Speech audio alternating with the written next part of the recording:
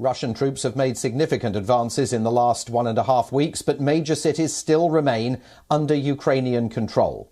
On your screens is a map tracking the Russian assault. As you can see, Moscow has launched its attack from 3 main sides: the north, the south and the east.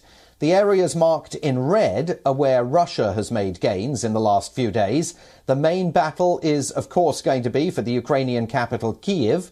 Any Russian attempts to take Kyiv have been stalled over the last few days. The bulk of Russian forces still remain situated nearly 30 kilometres from the capital. Analysts suggest that the Russian progress has been slow. This means that the Russians have, for reasons unknown, engaged in an operational pause.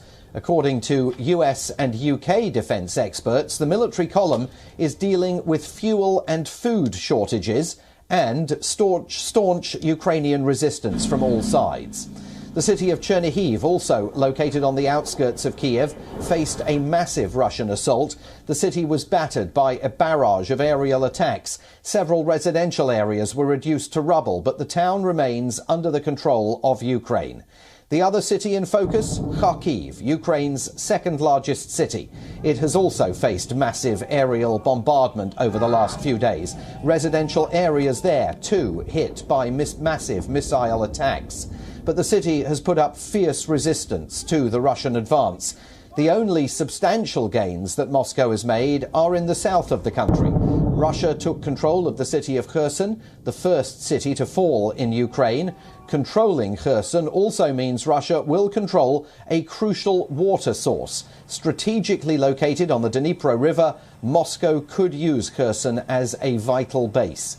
It will also allow Russia to restore water supplies to Crimea. Several other cities are also battling Russian assaults. 2 ceasefires in the city of Mariupol broke down after both sides accused each other of breaching them. The southeastern port city remains under Ukrainian control, but it has been encircled by Russian forces. And if they take the city of Mariupol, it would help the Russians create a key land bridge linking Crimea to the rebel-held areas of Donetsk and Luhansk in the east.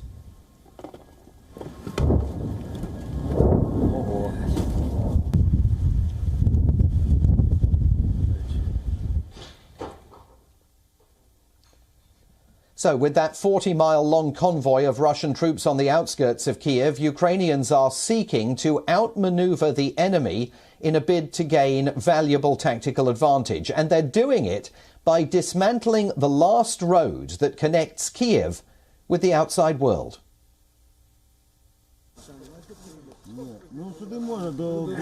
This road into Kyiv is heavily guarded by the Ukrainian troops. It is the last metalled road that connects the Ukrainian capital with the outside world. But explosives have been laid out to blow up the road at a moment's notice, in case the Russians decide to send their ground army into the city. The Ukrainians have destroyed all other roads on the western flank of Kyiv in a desperate bid to slow down the Russian tanks.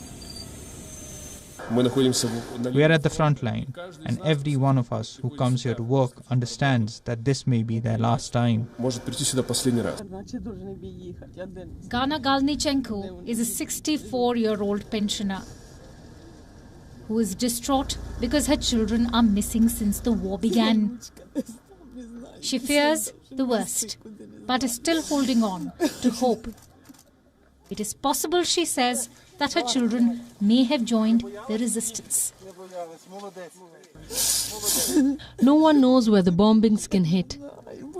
My son should take my granddaughter away. I don't know where. What is going to happen next? I don't know. How can they torture us like that? The Ukrainian capital's boundaries are shrinking. Its streets are growing more dangerous and deserted by the day. Another Russian push on the east bank of Kyiv's Dnipro River brought the invading army to just 30 miles from Kyiv. But the Western Front offers the Russians a more direct route to the heart of Kyiv and its prized government district. Many of the city's residents are preparing for guerrilla warfare, unless there is a miracle of a diplomatic solution. Battle for Kiev is just beginning. Bureau Report, WION, World is One.